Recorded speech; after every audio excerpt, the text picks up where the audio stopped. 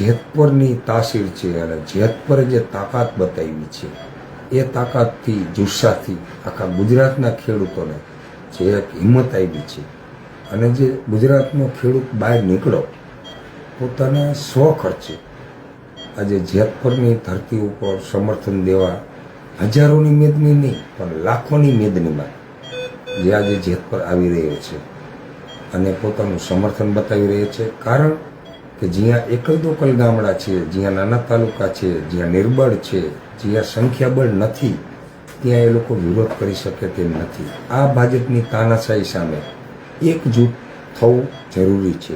એ જેતપુરનું જીવતું જાગતું ઉદાહરણ છે. મિત્રો, હું પહેલા દિવસથી આ પ્રોટેક્ટ એટલે હું આ આંદોલનનો તાજનો સાક્ષી છું.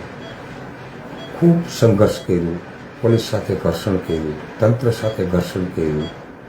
મેં એક રામની ખિસકોલી બનીને આ આંદોલનની અંદર મારાથી સક્રિય ભૂમિકા મેં ભજવી છે.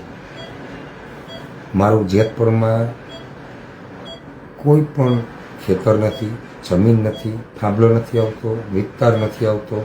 મારે ત્યાંના મત નથી લેવાના, મારે ત્યાંથી પૈસા નથી લેવાના. મારી કોઈ જ લોભ લાલચ નથી જેતપુરમાં. છતાંય આંદોલનના પહેલા દિવસથી હું આંદોલનની સાથે જોડાયેલો છું. તન, મન અને ધનથી સ્વ ખર્ચે મેં આજ સુધી કોઈ પાસેથી 100 રૂપિયા લીધેલા નથી. આ એટલા માટે કહું છું.